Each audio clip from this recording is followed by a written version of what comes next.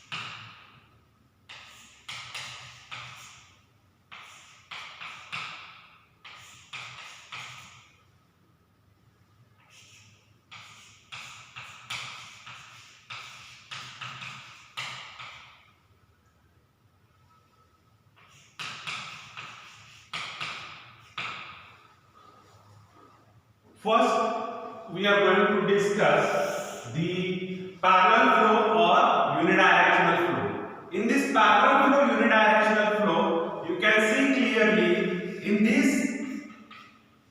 heat exchanger, the fluid is coming from the same direction and which is parallel to each other. You can see here clearly the direction of the flow is parallel to each other and it is entering in the heat exchanger from the left side. So it will travel towards the right side and there is a heat exchange between the walls of the that pipes containing the fluid. So here you can see temperature of the hot inlet hot fluid, we are considering TH1. Temperature of the hot fluid that exists from the pipe, we are considering TH2. Then TC1, temperature of cold fluid entering into the pipe, and TC2, temperature of cold fluid coming out of the pipe. So between this region there is a heat exchange between the hot fluid and the cold fluid. So whenever we are plotting the temperature and the length graph, so we are finding that at this start the temperature of the hot fluid is higher and due to the heat exchange it will go downward. So here you can see TH1 and TH2 we have plotted. So this is the temperature variation graph along with length we are finding. Same way, if we observe the temperature profile of the cold fluid, here you are finding that at the same particular point the temperature of the cold fluid is at lower position and it will increase up to this desired length. So the temperature profile along with the length of the parallel flow or unidirectional flow heat direction we are indicating in this way. So this is the diagrammatic representation and this is the temperature length profile of the parallel flow heat exchanger. So next we are going to discuss counter flow heat exchanger.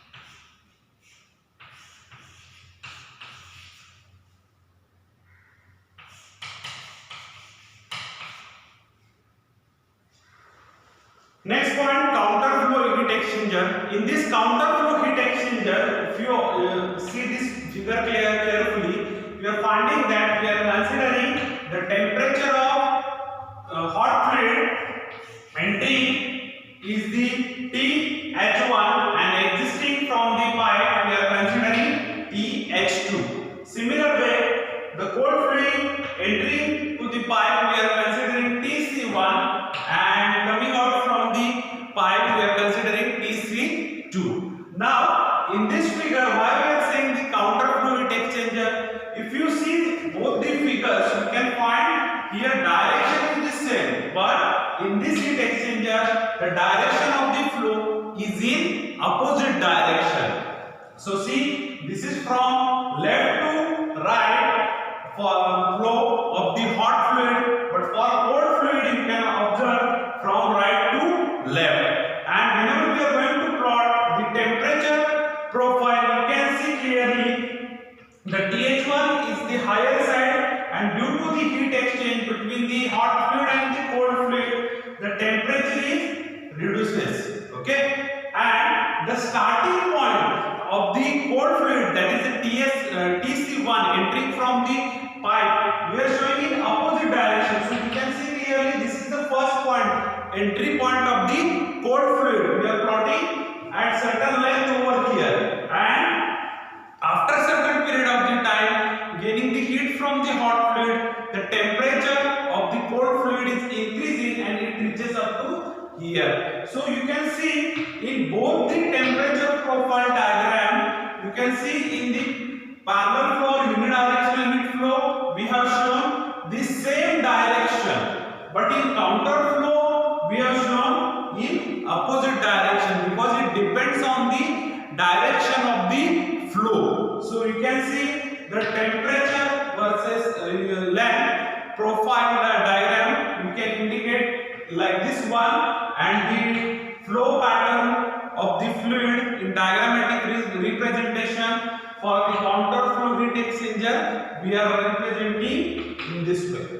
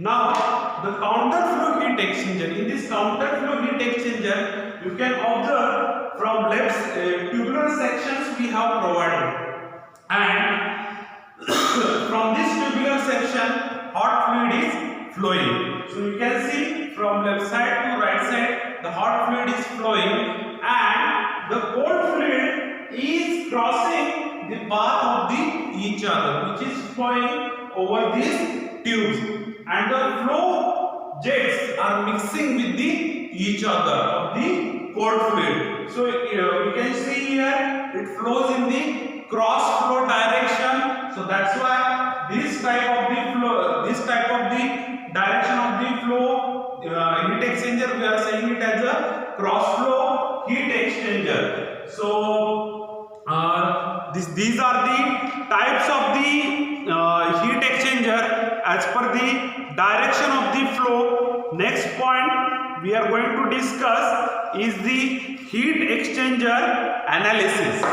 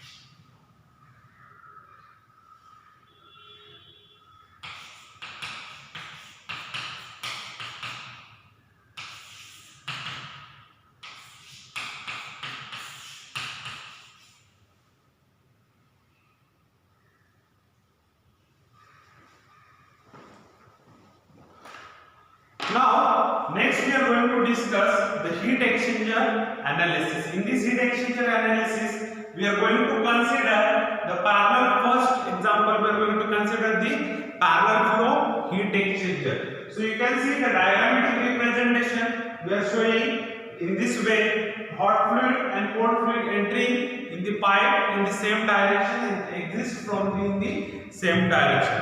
Okay, so here we are considering m is the mass of the fluid entering in the pipe, Cp is the specific heat of the fluid, T is the temperature of respective entrance, delta T is the temperature difference between the entering and exit of the fluid. So whenever we are going to calculate the hot fluid is giving the heat to the cold fluid. So how we are going to calculate? We have generalized formula for heat given or taken out. We are considering Q is equal to mCp delta T. Same formula we are using for the hot fluid. So for hot fluid, Q is equal to mH. mH is the mass of the hot fluid. Cph means specific heat of hot fluid, and TH1 minus TH2. So this is the difference between the temperature difference of the hot fluid. So TH1 temperature of hot fluid entry and TH2 temperature of the hot fluid at the exit point. So we can write Q heat given by the hot fluid is Q is equal to mH into Cph into TH1 minus TH2. So this is the heat given by the hot fluid. Next we are going to calculate the heat absorbed or picked up by the cold fluid. So Tc1 temperature of the cold fluid entering the pipe, Tc2 temperature of the cold fluid exists from the pipe. Definitely Tc2 is greater than the Tc1. So we can calculate Q is equal to mc mass of the cold fluid, Cpc specific heat of the cold fluid, Tc2 minus Tc1. So we have taken the temperature difference of between the cold fluid, but difference is here we are considering entering temperature and the exit temperature. Here we are taking exit temperature minus inlet temperature. So this is the difference between the heat given and taken by the fluids. So next we are going to calculate total heat transferred in the heat exchanger.